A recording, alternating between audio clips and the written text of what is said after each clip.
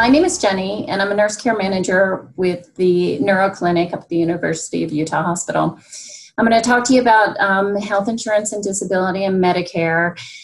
This is usually a conversation that some people have a lot of questions about when they're diagnosed with a motor neuron disease, including ALS. And so we start with disability. Disability generally means that you're not able to work anymore.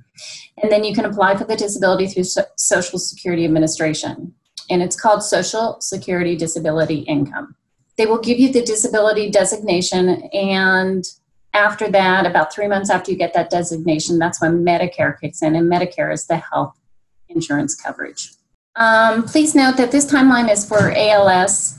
And it includes other, well, they say compassionate allowances, but these are the other diagnoses that the Social Security Administration uses and for a process that is speeded up, so it doesn't take as long for the general population. Also to note, if you have not worked a certain number of quarters, you'll not be eligible for Social Security disability income. And you can look on their handbook. They've got a handbook on this website, which lists the number of quarters per age. Also to note, if you're 65 years or older, you are already receiving Social Security and you'll have Medicare. So you do not need to go through this process. If you are currently working, you are not considered disabled and you shouldn't apply for the Social Security disability until you stop working. So if you're not currently working, you can apply for the Social Security. And if you're not currently working, but you're receiving the short-term disability payments or the long-term disability payments from your employer, you can apply on the Social Security website. If your disability payments are higher than the $12.60 a month, then you're not going to be eligible. And so you shouldn't apply until those disability payments stop. This is just a little clip of the webpage from Social Security Administration. So this is where you need to go to apply. It's ssa.gov. You'll click on the button that says disability. Then you go down to the bottom of the page and there's the apply for disability. You click on that. There's a lot more information on that page, so you can go through the links as needed and read through those. There is a phone number. It's provided on that page, and it's here. You can call for questions. They're not doing in-person appointments right now, but that could change. And there's usually a long wait time. Medicare is the health insurance, and Medicare is offered nationally. It's offered to anybody over the age of 65. It's for the disability designations for persons under 65 and for end-stage renal disease.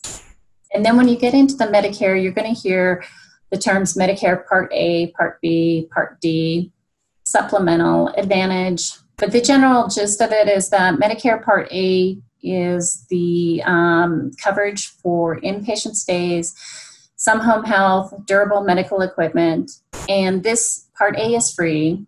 Part B covers the outpatient visits and the physical, occupational therapy, and some home health. And that one has a cost to it. It's usually about the $145 a month.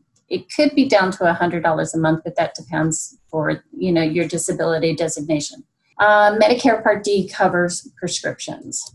This is a clip of the top part of the page from Medicare.gov. It has, these are all tabs there in the blue. What Medicare covers is the tab in the middle. You can click on that and get more information on the Medicare Part A and Part B. There's the drug coverage Part D tab, and then a tab for supplement and other insurance. And other considerations, you could be covered by health insurance from your spouse's employer.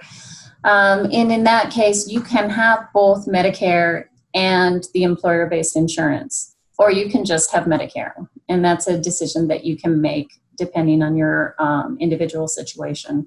What to do if you lose your health insurance when you stop working? There could be this lag in time when you stop working, and when you're applying for the disability, you might have a lag time of 6 months or more before the Medicare kicks in. So that's something that you'll have to consider, that you need health insurance for during that time. And that's where I can come in to help, or our financial people can help too.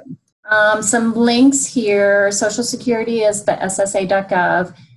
Their disability handbook.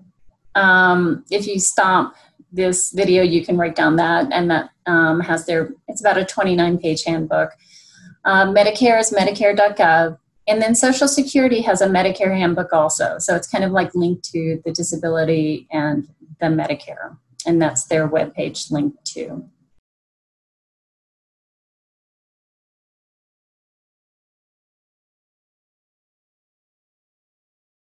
During that lifetime of when you apply, when you have left your job and you're not covered by your employer insurance anymore, and before you get the Medicare, depending on your income and assets, you could be eligible for Medicaid. And we have contacts for that. DWS is the main place where you would go to apply for Medicaid. If you have a higher income or more assets, then you might be able to get something off of the Affordable Care Act. And that, this is determined like a life event. So even though the market isn't technically open, you would still be able to look at your options there and see what you could afford.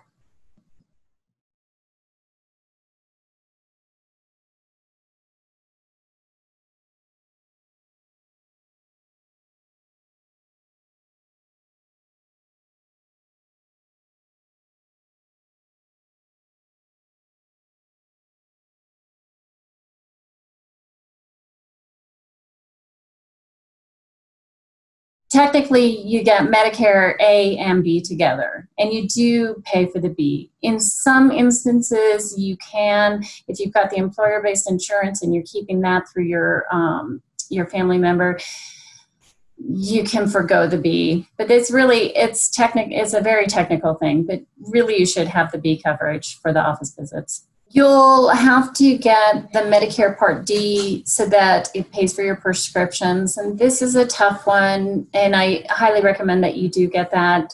It's a supplemental, and you just don't want to get to a point where there's a medication out there that you want to take and it would be too expensive.